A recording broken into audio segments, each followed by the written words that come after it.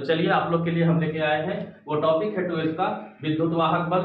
ठीक है, और विद्युत वाहक बल क्या होता है सबसे पहले उसके बारे में चर्चा करते हैं। तो देखिए विद्युत वाहक बल क्या है। विद्युत वाहक बल सेल या बैटरी की एनर्जी होती है। सेल या बैटरी की एनर्जी, जैसे आपके सामने एक सेल हमने बनाया है या इसको आप बैटरी समझ लीजिए।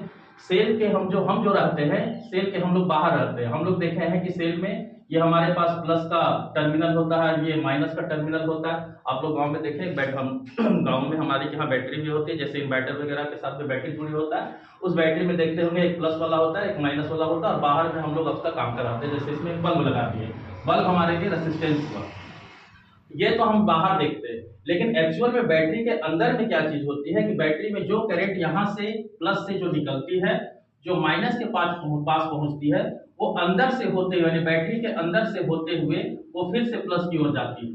तो आपको ऑब्जेक्टिव में ये पूछ सकता है कि विद्युत धारा सेलों के अंदर किस तरह से प्रवेश करते हैं या फिर किधर से किधर जाती है। तो याद रखिएगा माइनस से प्लस की ओर जाती है। ठीक है, अब यहाँ देखिए सेल के जो बाहर है, सेल के बाहर जो है उसे हम टर्मिनल पॉइंट कहते हैं। इसे हम टर्मिनल पॉइंट कहते हैं, टर्मिनल पॉइंट। अब ये जो टर्मिनल पॉइंट है, तो देखिए जो एनर्जी बैटरी चारों ये पूरे सर्किट में दे रही है, तो ये जो बाहर का वोल्टेज है हमको पता है, हम लोग ओम के लॉ में पढ़ चुके हैं कि वोल्टेज इक्वल टू होता है I इंटू आर। तो ये सेल ने कितना करंट निकाला I, और ये बल्ब जल रहा है, इसके लिए रेसिस्टेंस। तो I इंटू आर, यानी कहने का मतलब है कि बल्ब के पास जो वोल्टेज खर्च हो रही है वो I इंटू आर है। तो ये जो वोल्टेज है, वोल्टेज एक्चुअल क्या एनर्जी होता है। ठीक है, तो ऊर्जा होती है, ऊर्जा ही जो होगा उसे ही हम विद्युत वाहक बल कह रहे हैं। तो सबसे पहले इस बात को आप ये जानिए कि हम लोग सबसे पहले विद्युत वाहक बल किसे कहेंगे, उसके बाद डिस्कशन करेंगे तो आप लोग को ज्यादा समझ में आएगा। तो चलिए देखिए विद्युत वाहक बल क्या होता है। तो विद्युत वाहक बल एक ऊर्जा है, एनर्जी है। बैटरी के पास एनर्जी है, उस एनर्जी को क्या काम करना है, तो उस एनर्जी को यह काम करना है कि जो पूरे सर्किट में इलेक्ट्रॉन है या चार्ज है, उस चार्ज को प्रवाहित करने का उसके पास काम है। ये पूरे सर्किट में एनर्जी को क्या करेगा, प्रवाहित कराएगा। ये काम किसका है, सेल या बैटरी का। ये जो पूरे प्रवाहित कराने के जो एनर्जी उसके पास है, उसी ऊर्जा का हमने नाम रखा है विद्युत वाहक बल। ठीक है, पहले डेफिनेशन लिख देते हैं। विद्युत वाहक बल शॉर्ट फॉर्म में इसे EMF कहते हैं, इंग्लिश में इसे इलेक्ट्रोमोटिव फोर्स कहते हैं। ठीक है, तो इसकी परिभाषा सबसे पहले आप समझ लीजिए। परिभाषा,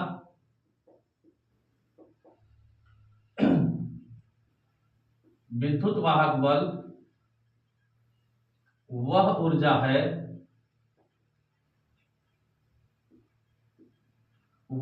है जो किसी परिपथ में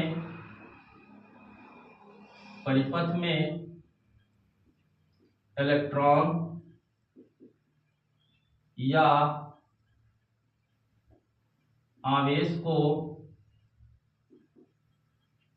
प्रवाहित करती है।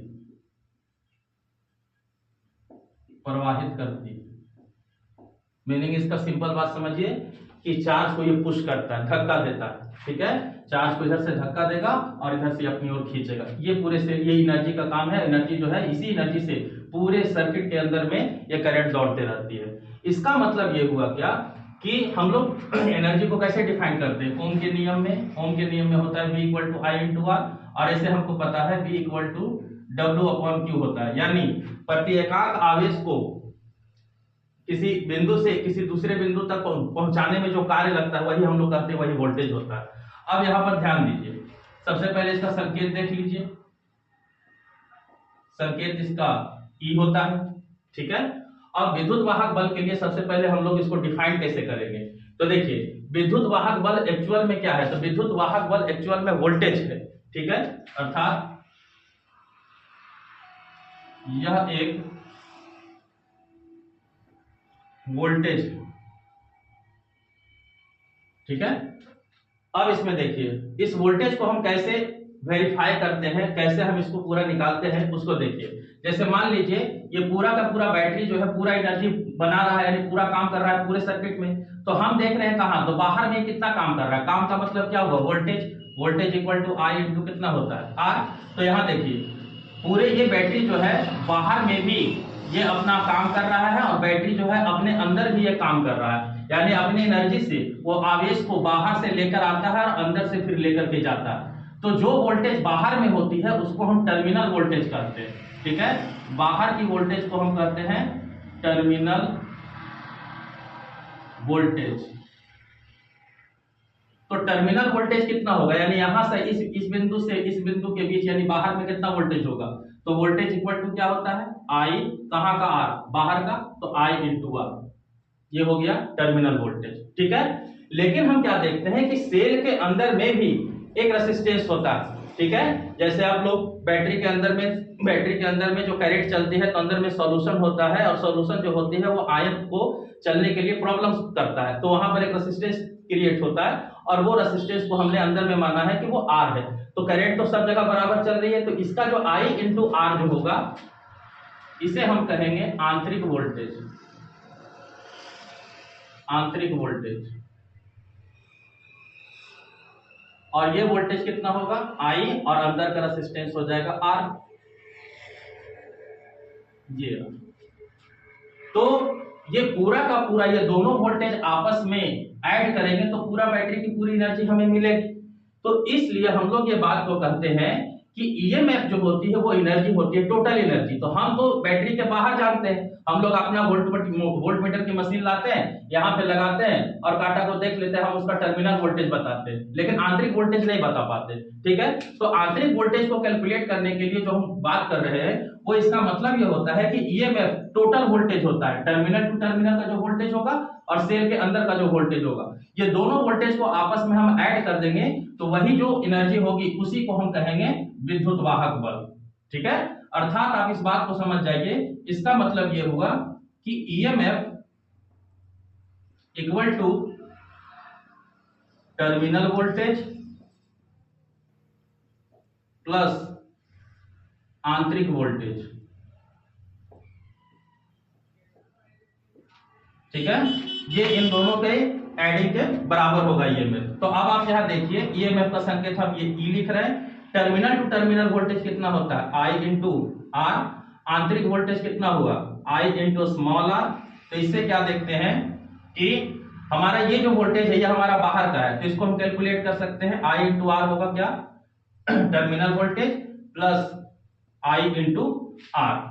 अब एक्चुअल में ये पूरा का पूरा ईएमएफ आ गया। आप सिंपल सा बात समझिए, बाहरी वोल्टेज और आंतरिक वोल्टेज को एडअप करेंगे, वो पूरा एडअप का जो एनर्जी होगा उसी को हम ईएमएफ करते हैं। अब यहां से देखिए हम तो रहते हैं बाहर में, हम लोग पोटेंशियल कहां देखेंगे बाहर का, तो बाहर का टर्मिनल वोल्टेज कितना का बराबर रहेगा, तो V equal to E minus I into R. ये जो दोनों हमारे फॉर्मूले हैं ये बहुत काम के हैं। तो विद्युत वाहक बल का फॉर्मूला हमने बनाया क्या कि E equal to V plus I into R. हम लोग वोल्टेज जो मैं क्या बोलते हैं उसको मेजर करते हैं, उसे मेजरिंग में हम लोग वोल्टेज का बाहर निकालेंगे। तो ये देखिए ये हो गया EMF, I into R plus था, इधर आ गया तो क्या हो गया माइनस, तो E minus I into R. अर्थात टर्मिनल वोल्टेज जो होगा वो संपूर्ण वोल्टेज से हमेशा कम रहेगा। अर्थात अगर हम इन दोनों में कंपेयर करें कि V या E, इन दोनों में सबसे ज्यादा कौन, तो आप खुद देखिए V में I इंटू आर जुड़ा हुआ है, इसका मतलब E ज्यादा, और ज्यादा रहेगा तभी तो ये पूरे सर्किट में एनर्जी को बनाएगा।